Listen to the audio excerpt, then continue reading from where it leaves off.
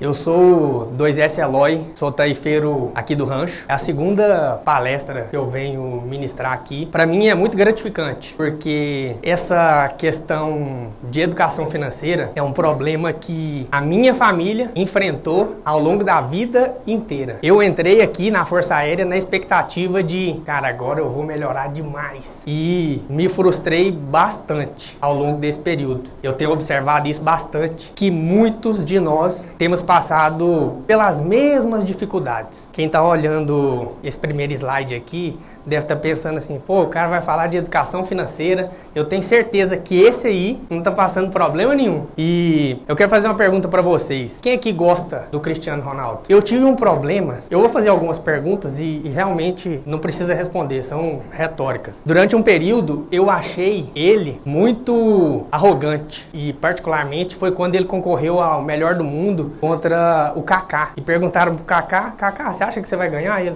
não, eu acho que o Cristiano Ronaldo ele ganhou títulos mais importantes. E fizeram a mesma pergunta pro Cristiano e ele, cara, eu sou o melhor do mundo. Eu sou. E aí eu acho que isso que mexeu comigo vem um pouco da criação de grande parte de nós da sociedade brasileira, que é aquela questão, seja mais humilde, não fica enaltecendo demais não. E aí eu fiquei muito travado com isso. Hoje eu coloco meu filho para se inspirar nele. Ele é uma referência no mundo dos esportes. Mas a nossa palestra é sobre o corte de gastos. Vocês vão entender o porquê que eu coloquei o CR7 aqui. Me preparando para a palestra, eu pensei o seguinte, mas rapaz, como é que eu vou ensinar sobre cortar gastos? Muitas pessoas devem pensar assim, cara, cortar gasto é muito fácil. É só cortar o supérfluo. Aquilo que não é necessário, eu corto, pronto. Simples, não é? Falando assim, simples demais. Inclusive, eu coloquei no Instagram ontem essa questão e fiz essa pergunta para as pessoas. Algumas responderam que sim, outras responderam que não, mas nós vamos entender que não é tão simples assim. Não é tão simples assim. Quem diria que fosse tão fácil assim? Voltei aqui pro Cristiano Ronaldo. Por que eu tô colocando ele aqui? Isso é uma análise feita por mim. Ele nunca declarou isso, mas sabendo das coisas que ele faz, eu tenho quase certeza que é por isso que ele fica nessa posição ao cobrar as faltas. E aí a gente vai entrar nessa parte um pouco mais profunda de como cortar gastos. Ele, inclusive, tem um médico brasileiro, pessoal que gosta de academia talvez conheça, o Paulo Musi. Paulo Musi é brasileiro e o Cristiano Ronaldo acompanha ele, tem curso do Paulo Musi. E o Paulo Musi recentemente falou, cara, aquele cara é fora da curva. Ele comprou um curso meu, em uma semana ele leu tudo e me chamou para tirar dúvida. Então, ele fica provavelmente nessa posição para elevar o nível de confiança dele antes de cobrar as faltas. E essa questão de elevar o nível de confiança não é só com ele. Eu vou mostrar para vocês que essa Amy Cuddy, ela é psicóloga da Universidade de Harvard e ela fez um estudo científico que existem posições de poder. Então, se você... hoje eu tô bem assessorado aqui, tem até um passador. Essa posição aqui é bem semelhante à que o CR7 faz em todas as cobranças de falta. E nesse estudo científico, se você ficar entre 1 minuto a 2 minutos nessa posição, eleva os seus níveis de testosterona e hormônios de confiança. E assim, tem os outros aqui, não é tema da nossa palestra, mas o que eu quero dizer com isso? O nosso comportamento vai muito além de só, rapaz, acordei, tomei banho, fiz isso e aquilo, vou lá jogar bola, vou lá fazer isso, vou lá fazer aquilo. E vocês vão ver que tem pessoas que realmente interessadas em vender pra gente, em fazer com que a gente consuma, estuda bem a fundo isso. Então, se você tá achando assim, rapaz, cortar gasto é tranquilo, é porque eu exagerei esse mês, saí, fiz aquilo, eu só vou corrigir aqui e tá resolvido. Não. Essa imagem aqui, eu coloquei ela para fazer uma utilidade pública já, é sobre o cigarro. Peguei só a parte pejorativa lá do informativo das carteiras de cigarro. Vou contar essa história aqui para vocês. Esse Edward Bernays, ele é eu vou simplificar, ele é um propagandista americano. E até 1929, a gente ainda enfrenta muita questão de machismo, mas naquele período ainda era bem forte. mais ainda. E as mulheres não fumavam. E uma empresa de cigarro procurou esse Eduardo Bernays e falou com ele, falou, eu preciso pegar esse público, eu preciso que esse pessoal passe a fumar. É um público muito grande que eu tô perdendo as mulheres. E ele criou toda uma estratégia, fez uma propaganda lá, vinculou a Estátua da Liberdade, combinou com os marqueteiros e na hora que iam fazer determinada coisa, todo mundo tirou foto e ele colocou algumas modelos fumando e falou que fumar era liberdade e tal. E as mulheres passaram a partir dali, vincular a questão da liberdade ao fumo. E vocês vão lembrar que filme, coisa de época, antigamente era comum fumar. A questão da utilidade pública que eu quero colocar aqui olha aqui, fumar para os homens causa impotência, câncer, é uma série de problemas. Uma série de problemas. Essa é a questão da utilidade pública. Esse é mais simples, é mais complexo. Mas aquele da massa de bolo, é assim, quando eu vi isso, eu falei, cara, não tem lógica. Uma coisa tão simples. Aquela empresa lá, Betty Crocker, lá atrás, criou uma massa de bolo, onde a mulher, a família, só pegava, colocava ali no recipiente, misturava água, colocava para assar e o bolo estava pronto. Só porque não teve aceitação. Que as mulheres olhavam, as famílias olhavam, cara, isso não é bolo, só pôr água. Isso é muito industrial, muito instantâneo. Procurou o mesmo propagandista e ele conversou lá com os químicos, fez um estudo, falou, vamos fazer o seguinte, tem que colocar água e adicionar os ovos. Aí dá a ilusão, a sensação de que a mulher está fazendo alguma coisa. Com essa simples mudança, transformou esse mercado. Hoje a gente consome esse bolo instantâneo comum, porque naquele período também tem essa questão familiar. As mulheres eram a dona do lar, cuidava do lar. Então ela sentia prazer, ela sentia realizada ao preparar as refeições da família. E aí eu pegar um pó, jogar num recipiente, colocar água e tá pronto o bolo, não teve uma aceitação muito boa. Então esse simples ajuste do Eduardo Bernays fez com que esse mercado fosse gigante. E é até hoje. Então, mais uma vez, estou entrando nessa parte psicológica, nessa parte de incentivo ao consumo. Essa daqui eu também... Quem aqui teve a oportunidade de ler o livro O Poder do Hábito? Cara, esse livro conta cada história que eu li e eu fiquei assim, não faz sentido, não tem lógica isso. E muitos de nós não temos a menor ideia de que tudo isso está influenciando a gente dia e noite, 24 horas por dia. Vou contar rapidinho a história dessas duas empresas aqui, ó. A Target é uma varejista americana, tipo um atacadão, vende de tudo lá dentro. Aconteceu o seguinte, lá no livro, ele conta a história desse Charles Duhigg, é o nome do autor do livro, O Poder do Hábito. Quem tiver oportunidade, futuramente, leia, interessantíssimo. Ele conta que a Target já recebeu inúmeros processos por invasão, vamos dizer, invasão de privacidade. Porque a Target, normalmente, ela sabe o que o cliente quer antes mesmo dele saber. A história que ele conta lá, eu falei, não, isso é história de livro, é ficção. Ele conta lá, e é um relato, de que um pai vai até a Target e quer falar com o gerente, e ele tá super bravo, ele tá revoltado e fala assim, eu vim aqui, eu quero falar com o gerente porque a minha filha... Ela tem apenas 15 anos. 15 não, eu não lembro a idade. Não vou falar aqui para não me comprometer. Mas ela é jovem. E vocês estão mandando propaganda de fralda, mamadeira, produto como se ela fosse mãe. Como assim? Isso é um abuso, eu vou processar vocês e tal. E fica revoltadíssimo. E o gerente, sem saber também, cara, como assim? E aí, pouco tempo depois, me volta o pai lá na Target e fala, eu vim me retratar porque recentemente eu vim aqui e fiz isso e infelizmente a Target está sabendo mais da minha família do que eu, porque a minha filha realmente está grávida. E aí a Target faz estudo, e isso é antigo, isso não é agora, da era da internet, não é de agora, mas ela fazia estudo conforme o comportamento das pessoas, lá na internet ainda, como, o que o cara tá pesquisando, o modo de agir, com quem que ele tá se relacionando, e fazia uma série de estudos, e chegou a essas conclusões. Esse é um caso, é o que mais me impactou lendo lá o livro, eu falei, é muito profundo, e é coisa que a gente não imagina. O da P&G é também interessantíssimo, eu não fui lá no livro, mas eles criaram um produto. E assim, eu vou falar mais à frente. Não é só cortar os gastos. Então não acho que é só cortar e acabou. A P&G criou um produto lá que era um anti-cheiro. Vamos imaginar que é um anti-cheiro. Então tinha um produto lá, uma roupa, um tecido que estava com um odor. Eles desenvolveram um produto, vinha e passava esse produto naquele objeto que estava com mau cheiro e ele eliminava o cheiro. Só porque ele não tinha um aroma, ele não tinha lavanda, eucalipto, nada. Só fazia isso e tal. E o produto também não teve uma aceitação. E aí a empresa pegou lá seus psicólogos, pesquisadores, todo mundo começou a fazer estudo científico, analisando muito material. E eles observaram, eu vou até fazer o gesto, que em muitas casas onde eles estavam fazendo esses estudos, aí normalmente recrutam-se ali os voluntários. Então as mães, as mulheres, ao arrumar um quarto, foi lá, arrumou o quarto da criança, estendeu a cama, tal, arrumou as coisas. Quando ela saía do quarto, quando ela ia para sair aqui, em vez dela só fechar a porta e ir embora, ela dava uma paradinha e olhava pro quarto para olhar, ver se ficou bonito. Falou, cara, eu arrumei, ficou legal.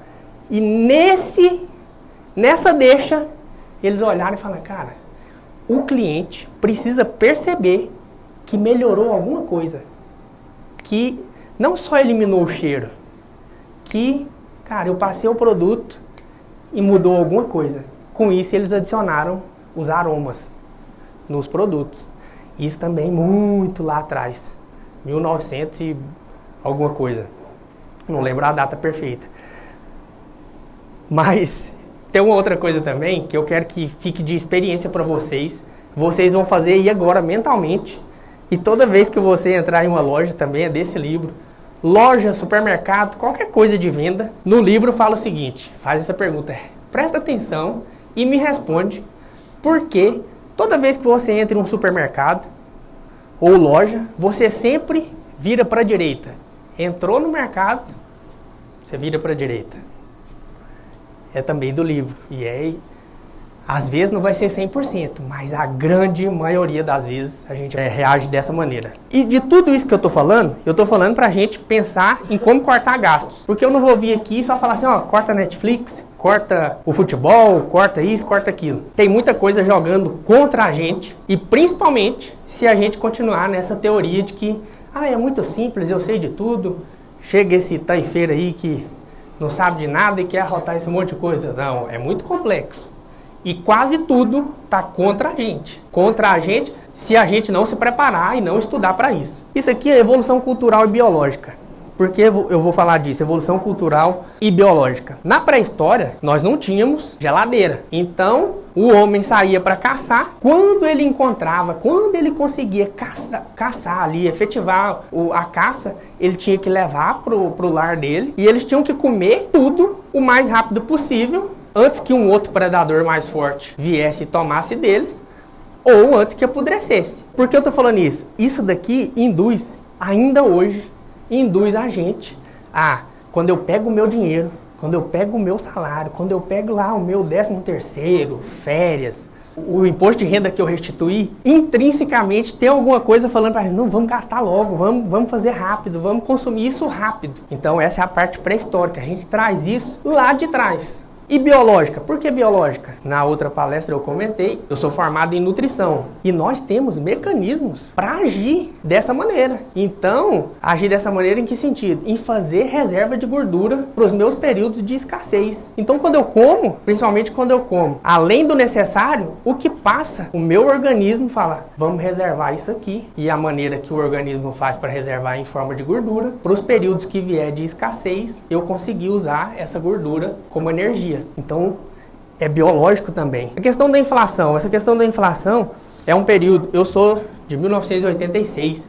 Eu fiz aniversário agora em dezembro. Tenho 37 anos. Mas nesse período da década de 80 para cá, na década de 80, nós tivemos uma inflação muito alta. Eu ainda não agia ali economicamente, não era responsável por nada, mas eu sei que a inflação era alta. E esse período ajudou a influenciar nós brasileiros.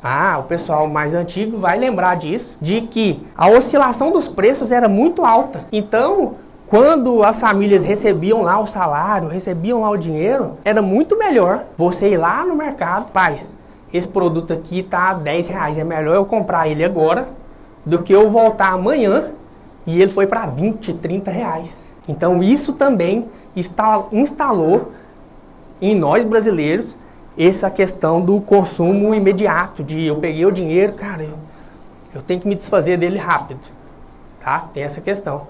Além dos hábitos das famílias. Eu disse aqui que eu sou de uma família bem pobre e o hábito da família te modela desde o nascimento. E você casa e vai embora e provavelmente você e sua esposa vai estar fazendo as coisas semelhantes a que seus pais faziam. Existe essa questão também do consumo imediato, de instigar a gente a gastar o dinheiro rápido. Isso daqui envolve já uma parte mais efetiva de como economizar. Onde comprar? Eu coloquei aqui só para eu lembrar. Aqui eu tenho uma foto do supermercado, açougue, ali do sacolão.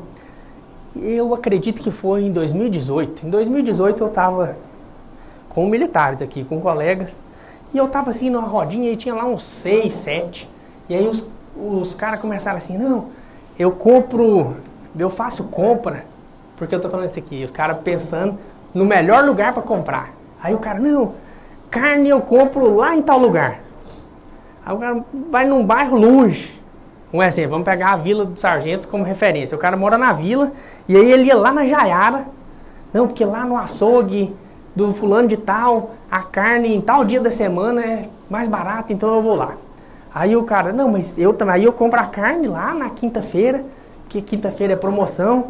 E a parte de, assim, o básico, eu compro no outro supermercado, que é lá no Recanto do Sol e tal, porque lá é assim assado. Sacolão, e eu observando aquilo e eu calado, né? Eu falei, eu não vou entrar nesse assunto aí, eu já tava no meu processo de desintoxicação, e os caras estavam e comentando assim, não, eu já fui lá, mas lá não passa cartão de crédito, lá naquele lugar você tem que comprar no dinheiro. Aí, muitas vezes, muitos de nós fazemos isso, né? Fala, cara, sai daqui, aí o cara compra só, não, lembro bem disso, não, produto de limpeza eu gosto de comprar em tal mercado, não, mas a questão do arroz, feijão, óleo é no outro. O cara divide tanta coisa, roda quase a cidade inteira, acho que ele passa o mês inteiro procurando onde ele deve comprar. Quem nunca fez isso ou faz, né? Essa é uma maneira que nós usamos para fazer a economia, o corte de gastos, que é o nosso tema aqui. Mas eu vou falar um negócio bem interessante. Custo de oportunidade. Isso aqui envolve o slide anterior. Vou ler aqui para vocês. O custo de oportunidade é um termo usado na economia para indicar o custo de algo em termos de uma oportunidade renunciada. Ou seja, o custo, até mesmo social, causado pela renúncia do ente econômico, bem como os benefícios que poderiam ser obtidos a partir desta oportunidade renunciada, ou, ainda, a mais alta renda gerada em alguma aplicação alternativa. Lendo isso daí eu não entendo nada, mas eu sei o que é o custo da oportunidade e eu vou facilitar para vocês. Quem conhece essa imagem aqui é a do Homer Simpson. O custo de oportunidade é o seguinte, tem um episódio do Simpsons que o Homer não vai trabalhar. Não, vou faltar hoje. Por algum motivo lá, eu não lembro qual, ele fala que não vai. Nessa que ele não vai trabalhar, ele vai visitar alguém, vai andar. E aí ele encontra $1. E aí ele chega na esposa dele e fala, aí ó, tá vendo? Que vantagem, eu não fui trabalhar e eu ainda encontrei $1. Aí ela, pois é, nessa que você não foi trabalhar, você deixou de ganhar $40, que é o seu dia de trabalho. Então o custo de oportunidade, na verdade é, quando eu passo, aí eu vou lá na Jaiara para comprar o arroz, eu vou não sei na onde para comprar o feijão, eu vou não sei. O custo de oportunidade disso pode estar sendo elevadíssimo.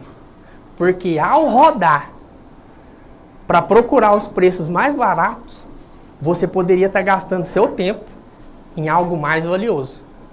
É o exemplo do Homer. Na cabeça dele, ele levou uma vantagem tremenda. Não fui trabalhar e ainda encontrei $1. A esposa dele falou, você perdeu 40, no caso ele perdeu 39, né? Vamos fazer o balanço.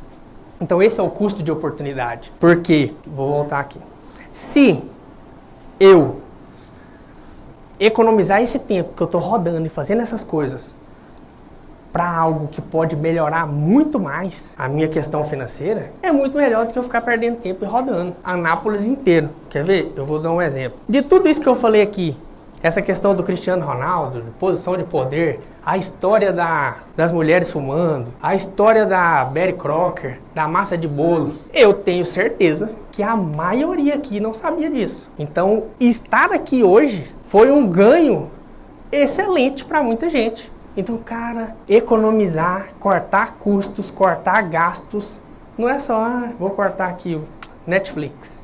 Não, já cortei. Cortei isso. Não, é muito mais complexo do que a gente imagina.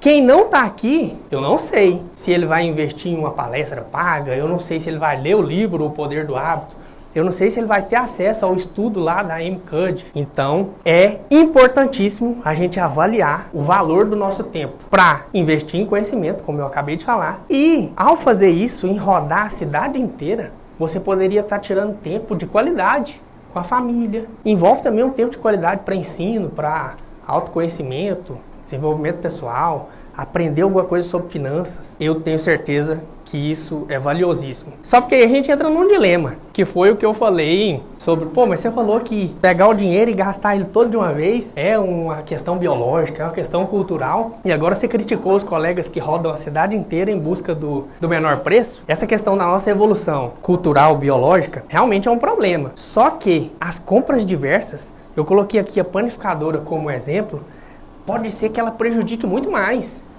Por quê? Se eu me organizo para ir ao mercado, um único mercado, infelizmente tem isso. Um mercado, o preço dos produtos de limpeza são mais baratos, o outro é mais caro. Escolhe um, vai lá e compra tudo nele. Naquele mercado. Você vai ganhar tempo e vai poder usar da melhor maneira possível. Que é o que eu disse. Só que, quando você faz compras diversas, panificador é um negócio que pega a gente. Eu vou lá no supermercado ou lá na panificadora para comprar um pão. No que você vai comprar o pão, aí você passa e olha, tem um sonho, tem um pão de queijo, tem um biscoito. Você nunca leva só o que você saiu para comprar, principalmente panificadora. E nessas compras diversas sempre vai acontecer isso. Eu tô precisando comprar tal coisa.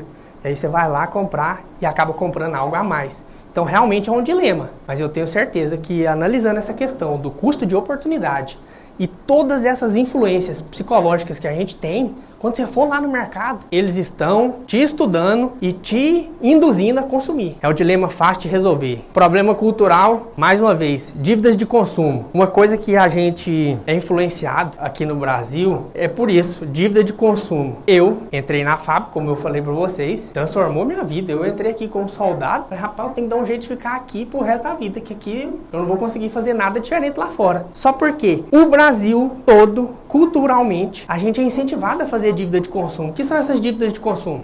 Quando o menino faz 18 anos, todo mundo fica perguntando, você já tirou sua habilitação? Aí o cara, não tirei minha habilitação ainda. Aí você vai comprar um carro, você vai comprar uma moto. Aí o cara, não, vou comprar um carro. Aí, a gente tá falando só de dívida de consumo. É coisa que, em raríssimos casos, vai agregar alguma coisa financeiramente. Aí o cara, e aí, agora você vai casar? Quem casa quer casa. Então você tem que comprar uma casa. Aí o cara tem que comprar uma casa. Aí ele entra no financiamento. A família dele não preparou ele em nada para isso. Deu estudo. Vai para a escola, estuda lá. Aí o cara tirou a habilitação, comprou um carro, comprou uma casa. Até agora só tá saindo dinheiro. Então é cultural também. Porque aqui no Brasil, a gente não tem esse objetivo de falar, cara, eu vou entrar na Força Aérea porque eu vou acumular um dinheiro, porque eu quero ficar rico. Meu objetivo é com 30 anos eu ficar rico. A gente não tem isso. A gente não faz isso com as nossas crianças. E talvez aí esteja o maior problema. Porque a gente não tem esse objetivo. Até fica aqui. Eu vou ensinar a cortar gastos. Mas pra quê? Você vai, hoje meu salário não tá dando e tal, eu precisava que sobrasse algum dinheiro. Sobrar pra quê? Não tem objetivo. Não, é pra me ajudar a ficar rico. Não, é pra sobrar. Ou não, é porque eu queria comprar tal coisa. Normalmente é por isso. Cara, não tá dando pra eu comprar tal coisa, mal tá dando. Então eu queria economizar para sobrar. Fica sem objetivo. Isso daqui, estabilidade é igual mediocridade. é o seguinte. É nesse sentido. Eu entrei aqui em 2005 e estudei muito, não sabia nada. Falei, cara, na verdade eu sou um sucesso. Porque eu estava muito atrasado. Falei, cara, eu quero estudar, eu quero passar no concurso para eu estabilizar. E em 3 anos, eu estudei, passei no concurso para S1 e depois eu passei para taifeiro. Para o nível de oportunidade que eu tive e o quanto eu me dediquei, isso, meu amigo, é um sucesso tremendo. Talvez para alguns não seja, mas para mim é tremendo. Por que eu falo que a estabilidade ali tá igual à mediocridade? Mediocridade é mediana, é igual, tá aqui, tô na média. Porque a gente tem isso, cara, vou estabilizar, vou ganhar estabilidade, vou ser sargento. Beleza. Agora é esperar chegar a promoção, esperar chegar a minha aposentadoria. Então assim, fica raso, fica na média. E eu ainda acrescentei aqui, ó, estabilidade não existe. Eu vou dar o crédito para a pessoa que eu ouvi isso a primeira vez, é o Flávio Augusto. Não sei se vocês conhecem, Flávio Augusto é o dono da WhatsApp. Ele fala sobre isso, de que estabilidade não existe. E falar isso aqui no nosso meio é muito controverso. Mas eu vou provar aqui que realmente a estabilidade não existe. Eu estudei para o concurso em 2007. Quando eu fiz o concurso para taifeiro, a promoção a sargento demorava 9 anos. Então eu ia ser, passei no concurso, T2, eu ia ficar como T1, T-mor. Para eu ser promovido a 3S, ia demorar 9 anos. Formei em 2008, em 2009 alguém alterou lá o intertício e eu fui promovido a 3S em 4 anos. Então aí, quem tava naquela expectativa de 9 anos já deu uma bagunçada. Depois, não sei também por qual motivo, modificaram mais uma vez e o intertício passou a ser, se eu não me engano, agora são 8 anos para o T2 chegar a 3S. E para o pessoal da escola, que foi direto à escola, eu acredito que todo mundo que esteja aqui dentro, quando foi aprovado, o intertício era de 7 em 7 anos, não era? Recentemente foi alterado, tem uma variação aí. Agora, de 3S para 2S é um, de 2S para 1S é outro, de 1S para sub é outro. Ainda coloquei ali mais outra observação. O pessoal da reserva, até o governo passado, aumentava o nosso salário, o do pessoal da reserva também aumentava automaticamente. Com essa questão aí dos cursos, CAI, SEAG, essas questões, não é mais assim. Então, se o cara se programou para acompanhar essa evolução salarial nossa da ativa, modificou. Realmente, a estabilidade não existe. E a gente ainda está tendo uma experiência bem diferente agora. Para quem tem aí mais de 10 anos de Força Aérea, agora a gente tem os temporários. E a tendência é aumentar muito e diminuir o nosso efetivo de carreira. Então, a gente não sabe o que pode acontecer daqui para frente. Isso aqui eu coloquei é o ciclo vicioso do servidor público, vou resumir ele, que é o concursando, o cara que está concursando, ele se inspira no servidor que ele conhece. Porque o servidor que ele conhece, o que ele faz? Ele tem um carro, ele tem uma casa, ele viaja. Eu até costumo dizer que muito servidor esbanja uma abundância que não existe. E aí o concursando olha para aquilo, se inspira e são todas dívidas de consumo. Aqui no ciclo eu coloquei, ó. Aí depois de formado, o cara estuda, passa no concurso e ele, cara, agora eu vou poder viver tudo que eu via o Eloy vivendo. O cara andava de Corolla, o cara fazia isso, o cara fazia aquilo. Aí o que acontece? Ele tem acesso, nosso salário nunca atrasa. Eu tenho 17 anos de Força Aérea, meu salário nunca atrasou. O cara tem acesso aos bancos, empréstimo consignado, e compra o carro quitado, ainda bate no peito com orgulho. O meu não é financiado. A gente só não pode olhar o contra-cheque dele, mas... E aí, os parentes acham que a gente ficou rico. E a família também acostuma com um nível de consumo alto, só porque aí, em algum momento, a conta não fecha. E aí o cara, pô, e agora? Como é que eu vou fazer para quitar o cartão de crédito, a fatura? Aí ele volta lá na instituição financeira do consignado, refaz aquele, diminui o valor da parcela, sobe um dinheiro aqui, e aí... Círculo vicioso. Dívidas de consumo. Tô acabando, gente. Calma aí que tá acabando. Sobre o plano. Lembra que eu falei aqui? Que, cara, você vai economizar para quê? Você quer cortar gastos para quê? O grande problema nosso, meu inclusive, até certo ponto, é não ter um plano. Não ter um plano. O plano é aquele que eu falei, cara, quando eu fizer 18 anos, para os soldados, eu vou me alistar, vou entrar na Força Aérea. Tem um colega meu aqui do bairro que entrou, o cara tá andando de moto, o cara comprou um carro, rebaixou, pôs umas rodonas. Soldado pensa assim. Então o plano é esse. O plano é tirar minha habilitação, o plano é comprar um carro, depois eu vou casar, financiar uma casa. O plano, a gente precisa, a partir de agora, de fazer um plano, fazer um planejamento. Para nós, os servidores de carreira, eu tenho que me planejar. O que eu quero? Eu quero enriquecer? Eu quero complementar minha aposentadoria? Eu quero pagar os estudos para os meus filhos? Na outra palestra eu coloquei, cada um tem um valor diferente, mas eu tive dificuldade nos estudos, fui reprovado 2 vezes, então eu valorizo muito pagar a escola dos meus filhos, apoiar os meus filhos, porque é uma coisa que eu reclamei aqui, cara. Por exemplo, meu sonho quando criança era ser aviador. Cara, eu quero ser piloto. Quem nunca quis ver um caça passando? Moço, só porque aí, se eu não der condição para os meus filhos estudarem, pagar uma escola de qualidade para eles, eles não vão ter, vão ser igual a mim. E eu tenho que torcer para ser igual a mim, porque a gente tem visto que muitas pessoas nem conseguem ser igual aos pais. Então, o plano é fundamental para a gente começar a pensar no corte de gastos. Então, eu tenho que me planejar para complementar a minha renda futuramente. Isso é questão de futuro, não é para agora não. Nós não podemos pensar com o pensamento imediatista. É para futuro, longo prazo.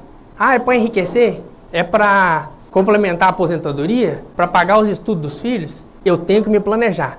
Eu coloquei aqui embaixo, ó, se não fizer o planejamento para enriquecer e focar só na remuneração que tem que se contentar e saber que vai ser limitado eternamente. Por que disso? Porque a gente, hoje com as redes sociais, tem muita gente chegando e fala, não, você pode ficar rico, você pode isso e aquilo. Cara, mas eu posso chegar à seguinte conclusão, eu quero ser sargento, eu quero aposentar, é essa vida aqui que eu quero. Tudo bem, só porque aí eu tenho que fazer meu planejamento para eu complementar a minha aposentadoria, que pode entrar aquelas questões lá que eu falei. Porque eu vejo muitos de nós fazendo o seguinte, o 2S hoje ganha X, cara, mas o sub ganha Y. O sub ganha Y hoje. Quando eu for sub, Y vai ter acompanhado a inflação? Vai dar para eu fazer tudo que eu queria? Eu vou conseguir apoiar meus filhos? Eles vão ter uma vida diferente da minha? Então, o planejamento, hoje, tarefa de vocês que está aqui participando e quer aproveitar, é criar um planejamento. Fala, eu vou criar um plano, seja para eu complementar minha aposentadoria, para eu ficar rico, para eu fazer qualquer coisa. Tem que ter um plano, tem que ter um planejamento. Porque ele vai te auxiliar e vai ser o combustível para você poder economizar de fato. Aqui, ó, o que fazer? Valorizar os pequenos valores. Essa questão aqui, como a gente não tem um plano, como a gente vive num mundo automático, essa questão de escassez também, né, de dinheiro, a gente costuma não valorizar os pequenos valores. Coloquei aqui o exemplo da balinha de semáforo. Balinha de semáforo. A indústria que vende aquela balinha é muito barato.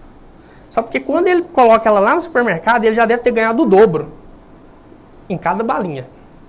E aí a pessoa que pega e vende lá no semáforo, também embutiu um valor. E aí eu, que não tenho um plano, falo, cara, vou comprar essa balinha aqui. Compra a balinha, R$2, é R$2 pra cá, é R$2 pra lá. Não, é só R$2. Entende? A gente tende a não valorizar os pequenos valores. Troco de balinha ou centavos para trás. Você vai num supermercado e a pessoa te oferece o troco em balinha. Você pega o troco em balinha? Você não pega. Daí. E tal. E às vezes você não quer aquela balinha. Então a gente menospreza os pequenos valores. Menospreza os pequenos valores. E aí você fala assim, pô, Eloy, mas eu compro aquela balinha daquela pessoa lá no semáforo como caridade. Tudo bem. Só porque se você tiver um planejamento, se você se organizar financeiramente, futuramente, você vai poder ajudar muito mais. Você vai poder ajudar de maneira muito melhor. E aqui uma outra coisa, quem aqui, ó, não sei se vocês concordam comigo, mas quem aqui acha aquela questão de ir no supermercado e colocar o CPF no cupom chato? Toda vez que você chega no supermercado, cara, CPF no cupom, senhor? Você aceita? Não sei se vocês acham chato. Minha pergunta é para induzir mesmo o cara a concordar que é chato. Aquilo é o seguinte, eu coloco, normalmente eu avalio da seguinte maneira, tem um mercadinho de bairro, eu sou lá do Filósofo, você vai no mercadinho daquele, pô, o cara não emite nota fiscal, o cara não tem nada, tem hora que é até exagero você querer que o cara coloca, não é certo, não tô, né, mas eles não emitem nota fiscal, mas no supermercado grande, a gente tem que exigir o CPF no cupom, porque com isso, o supermercado emite nota fiscal, o dinheiro vai para o governo e eu tenho desconto no IPVA de 5 a 10%. Eu nem foco ali naquela parte na parte dos sorteios. Eu já tenho tempo que eu sou cadastrado nisso aqui, ó. Então, todo mundo também deixa de achar chato colocar o CPF no cupom. Coloca o CPF no cupom aqui em Goiás, que você vai ter de 5 a 10% de desconto no IPVA, tá? Esse aqui, ó, nota fácil, nota fiscal goiana. Se você colocar lá no Google, vai aparecer, você faz o cadastro e no seu IPVA você vai conseguir ter um desconto de 5 a 10%. Aí o achar chato é menosprezar os pequenos valores. Mas toda vez eu vou ter que falar aquilo. Eu tenho que pensar no meu plano, no meu planejamento. E aqui, por isso eu falo essa questão aí do menosprezar os pequenos valores. Quanto isso aqui eu peguei de um livro e é uma tendência. Isso aqui também não é assim 100% concreto, mas eu quero que vocês façam essa experiência. Quanto mais pobre, mais desperdiça. É isso. Nós estamos numa situação de escassez. Eu tô apertado, eu preciso disso, eu não consigo pagar aquilo. E menospreza os pequenos valores. Isso é um desperdício. O experimento que eu quero que vocês façam é o experimento do papel toalha. Quando você estiver em um banheiro público ou aqui no quartel, repara quanto de papel toalha o cara tira ali para enxugar a mão. Então é meio que uma recompensa, um escape psicológico. O cara vive em tanta escassez e aí quando o cara quer abusar, sabe? O cara, isso aqui. E eu ainda acrescentei aqui, ó. Então vocês, na verdade, vão avaliar. Quando você estiver num banheiro público e ver alguém enxugando a mão, repara a quantidade de papel toalha que o cara utiliza. Porque a tendência é o cara abusar ali, ó. E aí envolve o nível financeiro. Não existe dinheiro público. Eu coloco isso aqui, eu brinco lá no rancho. Isso aqui quem disse foi a Margaret Thatcher. Ela foi primeira-ministra da Inglaterra. E a gente tem uma tendência, nós aqui no quartel, de usar o material público, papel higiênico, produto de limpeza, a comida do rancho, o material. Fala, cara, você está preocupado com isso porque isso é público. Não, não é público. É nosso. É o meu dinheiro, é o meu imposto. Então, se eu economizar nisso, com certeza vai ser revertido em educação, em saúde. E aí é um problema lá de quem está legislando e governando o nosso país. Mas não existe dinheiro público, o dinheiro é nosso. Segunda coisa do que fazer, se esforçar por uma boa negociação. E aí envolve o desperdício, o desprezo pelos pequenos valores. Normalmente, a gente não luta por um desconto, por uma negociação, porque eu não tenho ali um plano traçado. A partir de agora, quando a gente for comprar um produto, que eu tiver meu plano para complementar a minha aposentadoria, toda economia que eu fizer, toda negociação que eu fizer, vai estar sendo para eu colocar no meu planejamento de futuro, meu planejamento de longo prazo. Seja para eu complementar a aposentadoria ou investir na educação dos meus filhos e até ficar rico. Esse aqui, ó, coloquei não vá de 2 para fazer uma compra. Quando você vai, casal principalmente, eu fui comprar uma geladeira e a vendedora me empurrou aquele negócio de seguro estendido, só porque eles fizeram uma tortura psicológica antes. Como eu tava com a minha esposa, aí eu falei, semana passada um cara comprou uma geladeira aqui, pagou R$3.000, uma semana depois ela queimou. E aí? Isso pra mim foi uma experiência horrível, porque quando a gente vai de 2, o vendedor identifica quem é o mais frágil, e aí ele pega aquele dali e ó, e empurra o seguro, a garantia estendida, ou às vezes você quer só pesquisar, você só quer dar uma olhada e ir embora, pega a sua esposa e fala, não, mas essa senhora gostou demais, semana que vem não vai ter ela aqui mais, semana que vem você perdeu a oportunidade. Aí enrolou, aí você perdeu, aí vai entrar o cartão de crédito ou financiar, tudo. Então, sobre o supermercado, fazer uma lista, eu coloquei aqui, lista e treino. Lembra que eu falei da panificadora aí para comprar só aquilo? Você acaba querendo comprar sonho, bolo e tudo mais. Então o ideal é a gente fazer uma lista daquilo que a gente precisa antes de ir para o supermercado. Então eu tenho uma lista. E ainda assim, quando eu chegar lá no supermercado, provavelmente eu vou ver coisas que eu não coloquei na lista. E aí você tem que treinar sua mente para pensar 2 vezes antes de colocar aquela coisa ali no seu carrinho para levar. Porque isso você vai treinando, você vai criando o hábito. E negociar a forma de pagamento. As empresas, como eu disse, estudam muito bem a gente. A forma de pagamento, cartão de crédito tem uma taxa, cartão de débito tem outra taxa e o à vista é à vista. Então negocia as formas de pagamento que você pode ganhar um desconto ao pagar à vista, ao pagar no débito. E esse dinheiro vai estar indo para contribuir para o seu plano. Isso aqui, ó, fala sério, responde aí na sua cabeça. Você sabe como que os bancos funcionam? Durante muito tempo eu não sabia como os bancos funcionavam. Na verdade, eles fazem o quê? Eu, que guardo algum dinheirinho, eles pegam o meu dinheiro. Olha lá, eu sou investidor. Eu deixo meu dinheiro lá na conta. Eles pegam o meu dinheiro e emprestam aqui para o Hipólito com a taxa de juros. Eu que coloquei o dinheiro lá recebo 0,5% na poupança. Eles emprestam para ele a 1,52%. Eles fazem isso. Então a gente precisa ter percepção financeira. Eu preciso saber como trabalhar com o dinheiro. Ao elaborar o meu plano, a gente vai precisar aprender a investir. A gente vai precisar. Fato, todo mundo precisa aprender a investir, seja colocar na poupança, comprar um título do Tesouro Direto. Mas a gente vai precisar ter essa percepção financeira. Porque os bancos usam isso, eles usam a credibilidade. Eu sou o Banco Itaú. O capitão aqui deixa o dinheiro lá comigo. Deixa aqui a renda dele e eu pego o dinheiro dele e empresto para 2, 3. E os dois, ele confia porque eu sou o Banco Itaú e os 2, 3 confiam de pegar comigo porque quer ter um bom relacionamento com o banco. Então nós precisamos aprender a utilizar isso também. A ter essa percepção financeira. Então eles usam o dinheiro para ficar cada vez mais rico a favor deles. Coloquei aqui, ó, Escola do Arthur.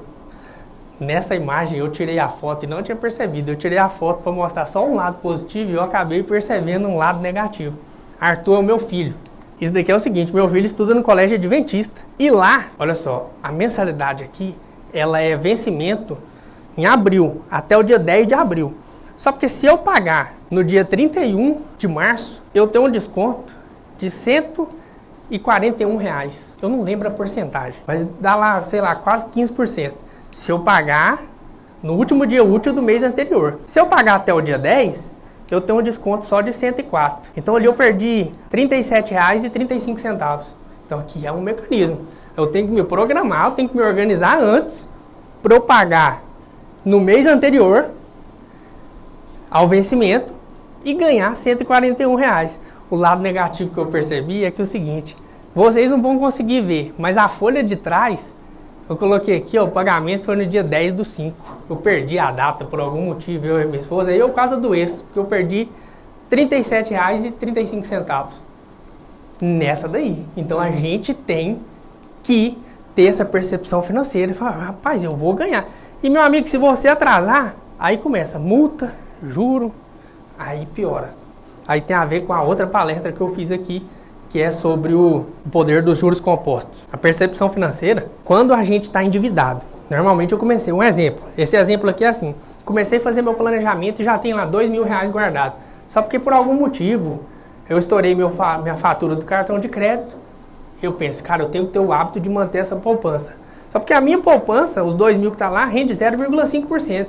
Se eu não pagar a fatura do cartão de crédito, eu vou pagar 15, 20% de juro. Aí, a gente tem que ser sábio para utilizar. Cara, eu vou tirar dos meus R$2.000 aqui, quito isso, para poder não pagar os juros.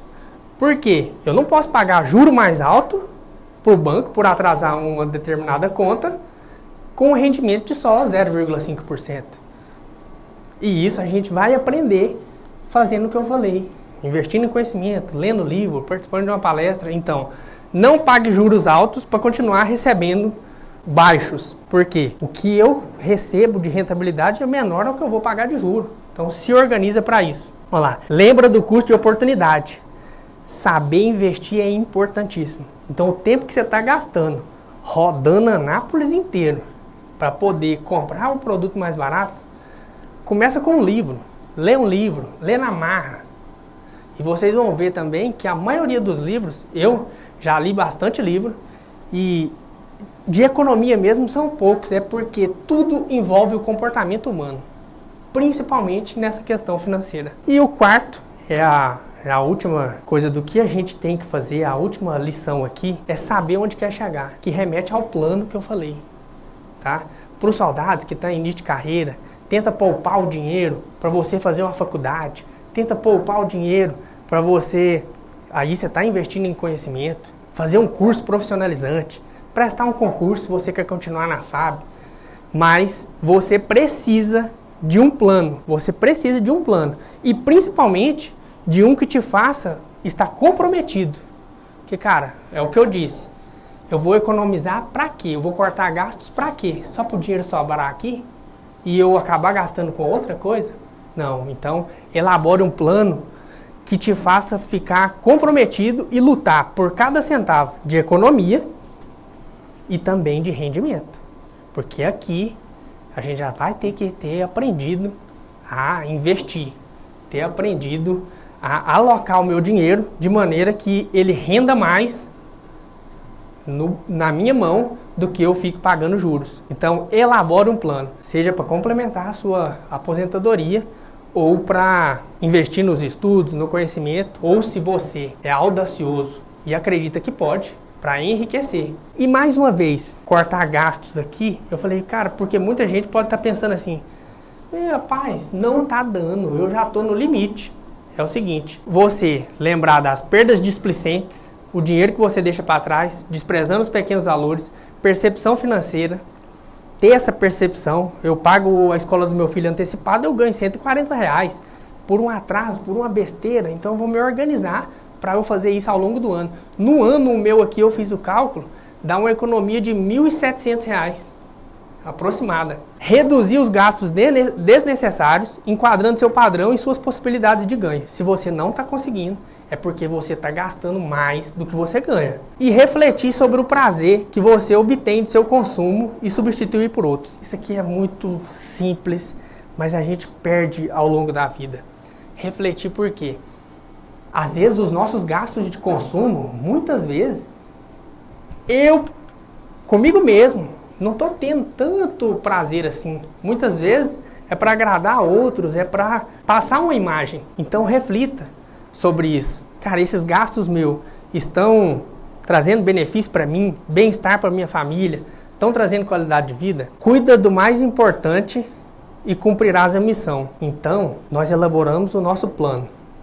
Eu tenho ali meu plano. Eu tenho que me organizar para lutar por tudo, cada centavo, para poder cumprir esse meu objetivo, sabendo que futuramente eu vou complementar minha aposentadoria, eu vou ajudar meus filhos e cada centavo daquele está sendo valiosíssimo nessa complementação da minha renda. Eu não vou repetir isso daqui, ó, mas na verdade eu vou ler isso daqui, ó. Não gaste além de suas posses, porque muitas pessoas estão aí pensando, cara, eu não consigo. Se você não consegue poupar, é porque está vivendo um padrão de vida maior que suas posses. Isso é loucura. Isso é loucura. Você está vivendo além das suas posses, é loucura. A conta não fecha e pode desencadear problemas gravíssimos para você, para sua família, para quem é casado pode perder o casamento.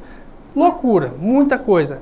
Então, não deixe essa bomba estourar. As coisas mais importantes não custam nada, é o que eu acabei de falar. Uma boa conversa com a esposa, contar estrela com o filho, pique-pega, tempo de qualidade, apreciar a natureza e todas as dádivas divinas. Isso não custa nada. Então, para ajustar e para começar esse seu plano, faça isso. E para finalizar, eu tenho essa frase aqui que eu li e gosto dela demais. Lembrando de tudo que eu disse aqui, as coisas que mais importam jamais devem ficar à mercê das que importam menos. Então, o seu planejamento, a sua saúde financeira, psicológica e a comunhão com a sua família não pode ficar à mercê de gasto desnecessário e que não vai contribuir para o seu plano futuro. Obrigado, gente. Isso é o que eu tinha para passar para vocês.